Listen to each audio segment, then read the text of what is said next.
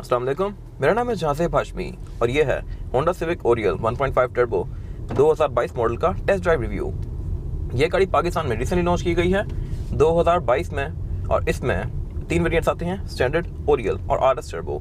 ये इस गाड़ी का ओरियल वेरिएंट है और मैं इसकी टेस्ट ड्राइव करने वाला हूँ। इसकी टेस्ट ड्राइव करने का मकसद ये है कि जब ये कार लॉन्च हुई है तो इसमें मतलब स्पेक्स जो आई थी वो ये थी कि इसमें 1.5 टर्बो इंजन आएगा तीनों वेरिएंट्स में। तो आई वाज हैप्पी कि अब civic overall across the board काफ़ी एक स्ट्रॉन्ग कार होने वाली है, लेकिन ऐसा नहीं है। ये कार जब लॉन्च की गई तो आइडिया हुआ कि जो सिविक के 2 छोटे वेरिएंट्स हैं इनमें इंजन की हॉर्स पावर 127 है, जबकि आरएस टर्बो की हॉर्स पावर 173 है। तो मैं शौक था कि इसमें इतनी कम हॉर्स पावर क्यों है। तो बेसिकली ये इंजन डी ट्यून किया गया है और इसमें ट्रांसमिशन यूज़ की गई है, ये सिंपल सीवीटी है, जिसकी वजह से इस गाड़ी की performance as compare to RS या इवन पिछली सिविक 1.8 से भी थोड़ी सी कम है। तो खैर आज मैं इसको ड्राइव करने वाला हूँ एंड वील फिगर आउट कि इसमें कितना फ़र्क है। So let's get started. अगर बात करें इस गाड़ी की ओवरऑल ड्राइविंग की तो इसमें कोई खास फ़र्क नहीं है as compare to normal Civic. ये 1.8 जैसी ड्राइव है इसकी भी, मतलब उसी तरह ही है। ये गाड़ी थोड़ी सस्पेंशन के लिहाज से मुझे हार्ड लगी है, लेकिन अगर साइज़ की बात की जाए तो साइज़ में ये गाड़ी कंपैरेटिवली पिछली किसी भी सिविक से ज़्यादा चौड़ी है, ज़्यादा खुली है और लंबी भी है। तो आपको ये ड्राइव करते हुए ही आइडिया हो जाता है। इस गाड़ी का नोज़ भी काफ़ी लंबा है, बोनेट इस गाड़ी का काफ़ी बड़ा सारा है, लेकिन इस गाड़ी की ओवरऑल फील जो है ये पिछली किसी भी सिविक जैसी ही है। उसके अलावा अगर बात की जाए इंटीरियर की बिल्ड क्वालिटी की तो ये इस गाड़ी में मुझे काफ़ी पसंद आई है। मेरे पास अपनी रिबॉन है और उस लिहाज से आई गेस रिबॉन के बाद ये एक ऐसी गाड़ी है जिस पे क्वालिटी पे काफ़ी वर्क किया गया है।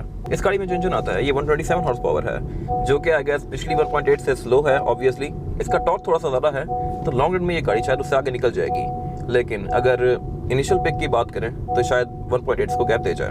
बाकी अगर बात की जाए इस गाड़ी के खड्डों पे रिस्पांस की तो रिस्पांस मेरे ख्याल से पहले सिविक जैसा ही है। ये गाड़ी कंपैरेटिवली ग्रैंडी से थोड़ी हार्ड है, क्योंकि ये कार नहीं है तो इसमें एक वाव फैक्टर भी बहुत है।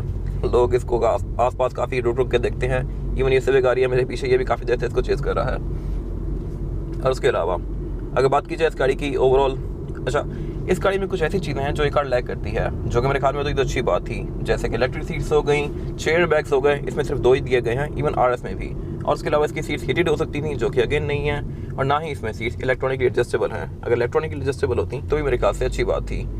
उसके अलावा अगर बात की जाए इस गाड़ी की ओवरऑल बिल्ड क्वालिटी की तो ये भी ठीक है। रिबॉन के बाद इस गाड़ी में काफ़ी ज़्यादा वर्क किया गया है क्वालिटी पे, लेकिन इसमें जो एक चीज़ है जो कि थोड़ी बहुत नॉइज़ आती हैं इंटीरियर की, वो हैं ऑब्वियसली क्योंकि ये कार थोड़ी हार्ड है। अब ये ज़रा सा बम्प गुजरा है, इस पर भी इस गाड़ी में काफ़ी जर्क दिया है। बाकी अगर एवरेज की बात की जाए तो होंडा क्लेम करता है कि ये गाड़ी आपको विद इन सिटी तकरीबन 14 से 15 तक ही दे सकती है। लॉन्ग पर गाड़ी 17 तक भी जा सकती है, जो कि टाइम के साथ ही पता लगेगा जब ये कार ज़रा ऑन रोड आना शुरू होगी। बाकी आपको इस गाड़ी की पार्ट्स की अवेलेबिलिटी का कोई इशू नहीं होगा, क्योंकि ये कार ऑब्वियसली सिविक है और सिविक पाकिस्तान में काफ़ी अर्से से आ रही है, तो उसके पार्ट्स वगैरह आपको इजीली अवेलेबल होंगे। बाकी इस गाड़ी में कुछ ऐसी चीज़ें दी गई हैं जो कि पहले सिविक में नहीं आती थी और अब इसमें दे दी गई हैं, जैसे कि इसका मीटर स्क्रीन वाला है और उसके अलावा इसमें क्लाइमेट कंट्रोल भी डुअल जोन आता है। इंजन इसमें टर्बो चार्ज है, लेकिन आएगा उसका कोई खास फायदा नहीं है, क्योंकि ये गाड़ी को इतनी हॉर्स पावर प्रोड्यूस करती नहीं है। तो आई हाईली रिकमेंड कि आप R18 वाली कार्स के साथ इसकी रेस ना कीजिएगा, शायद आप डिसअपॉइंट हों। बाकी इसकी लुक्स के लिहाज से मैं सेटिस्फाइड हूँ। इसका बैक कंपैरेटिवली फ्रंट से भी ज़्यादा एग्रेसिव है। ओवरऑल ये गाड़ी लुक्स के लिहाज से मुझे बहुत अच्छी लगी है। बाकी अगर बात की जाए इसकी प्राइस रेंज की तो ये गाड़ी 51 से शुरू होकर तकरीबन 62 तक जाती है, जो कि काफ़ी ज़्यादा है, लेकिन आरएस टर्बो अपनी प्राइस को काफ़ी हद तक जस्टिफाई करती है। और उसके अलावा अगर बात की जाए गाड़ी के केबिन स्पेस की तो केबिन स्पेस की अच्छी है। ये गाड़ी पिछली सिविक से लंबी भी ज़्यादा है, चौड़ी भी ज़्यादा है, खुली भी ज़्यादा है, तो इसकी केबिन स्पेस का भी कोई इशू नहीं है। अगर बात की जाए इस गाड़ी के आरएस से डिफरेंसेस की तो आरएस के मुकाबले में इस गाड़ी में जो कुछ चीज़ें नहीं हैं वो ये हैं कि इसमें एक तो स्टीयरिंग प्लास्टिक का आता है, उसमें लेदर स्टिच आता है, और उसके अलावा इसमें इंटीरियर की कलर टोन ऑफर होती है, लेकिन एक्स्ट्रा पे करके आप ले सकते हैं 30,000 ब्लैक वाली। सिविक में आरएस के अंदर ब्लैक कलर का ही इंटीरियर आता है।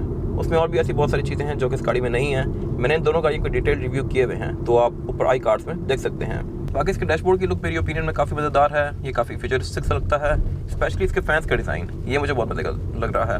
और उसके अलावा इसकी स्क्रीन भी लेटेस्ट कार्स की तरह ही है, मोस्टली फ्लोटिंग डिज़ाइन में है और ये ऊपर निकली भी है। अगर बात की जाए इसकी ओवरऑल पिक की तो मेरे ख्याल से ये पिछली सिविक से कंपैरेटिवली थोड़ी कम है। बाकी इंटीरियर की बिल्ड क्वालिटी के लिहाज से मैं सेटिस्फाइड हूँ। केबिन स्पेस इस गाड़ी की ऑप्टिमम है, एसी की परफॉर्मेंस भी इसकी अच्छी है। सस्पेंशन इस गाड़ी का थोड़ा सा हार्ड है, लेकिन ऑब्वियसली ये सिविक है तो आप इससे इतना एक्सपेक्ट कर सकते हैं। बाकी इसमें कोई नॉइज़ वगैरह नहीं है, जो कि ऑब्वियसली एक नई कार है तो इसमें होगी भी नहीं। With the passage of time आपको आइडिया होगा कि इसमें क्या क्या चीज़ें हैं जो कि बेहतर हो सकती थी। बाकी अगर बात करें इसकी पिक की तो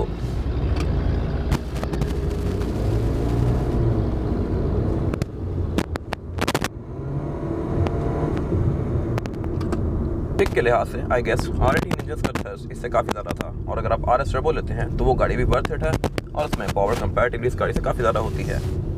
बाकी special thanks to Honda Downtown Motors जिन्होंने कार मुझे प्रोवाइड की और ये रिव्यू पॉसिबल बनाया। स्टीयरिंग व्हील इस गाड़ी में टेलीस्कोपिक आता है, यानी कि आप इस गाड़ी के स्टीयरिंग व्हील को ऊपर नीचे भी कर सकते हैं और आगे पीछे भी कर सकते हैं, जो कि मेरे ख्याल से एक अच्छा फीचर है। क्लाइमेट कंट्रोल भी इस गाड़ी की अट्रैक्शन है, इस तरह से कि ये डुअल जोन है। सिविक में पहली बार क्लाइमेट कंट्रोल डुअल जोन दिया गया है, यानी ड्राइवर और पैसेंजर अपनी मर्जी के लिहाज से इस गाड़ी के क्लाइमेट कंट्रोल को एडजस्ट कर सकते हैं। फिलहाल ड्राइवर का टेम्परेचर 24 पे है और पैसेंजर का 21 पे। अगर मैं सिंक ऑन कर दूंगा तो ये दोनों के सेम हो जाएंगे। सिंक ऑफ करूंगा तो ड्राइवर अगर AC ज़्यादा करना चाहता है तो AC ज़्यादा कर लेगा, पैसेंजर के पास हवा नॉर्मली आएगी। सिंक करेंगे तो ये सेम हो जाएंगे। बाकी इसके डायल्स जो हैं ये लेटेस्ट स्विफ्ट जैसे हैं। स्विफ्ट में भी कुछ इसी तरह के डायल्स आते हैं क्लाइमेट कंट्रोल के लिए। बाकी इसमें ये मैक्सिमम ऑप्शन दिया गया है, गाड़ी टेम्परेचर फुल लो करके गाड़ी को मैक्सिमम ठंडा करती है। इसमें ड्राइविंग मोड सिर्फ 2 ही आते हैं, इकोन ऑन और इकोन ऑफ। इसके अलावा कोई इसमें ड्राइविंग मोड नहीं दिया गया। बाकी इस गाड़ी में हेडलाइट्स जो हैं ये प्रोजेक्शन वाली आती हैं, जबकि इस गाड़ी के RS टर्बो के अंदर हेडलाइट्स LED वाली आती हैं।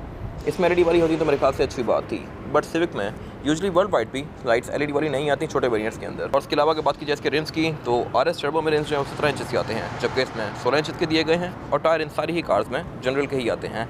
इसमें BG Luxor प्लस है, RS टर्बो में BG थंडर मैक्स आता है। और उसके अलावा क्योंकि इसका ओरियल वेरिएंट है तो इसमें side mirror, door handle, shark fin antenna ये सब बॉडी कलर में है, जबकि इस गाड़ी के RS टर्बो वर्जन के अंदर ये चीज़ें ब्लैक आउट होती हैं। और उसमें बैकपैक डक्टेल स्पॉइलर आता है, प्लस इसमें जो क्रोम की फ्रिल है ये भी ब्लैक आउट होती है ताकि उस गाड़ी को थोड़ी सी एग्रेसिव लुक दे।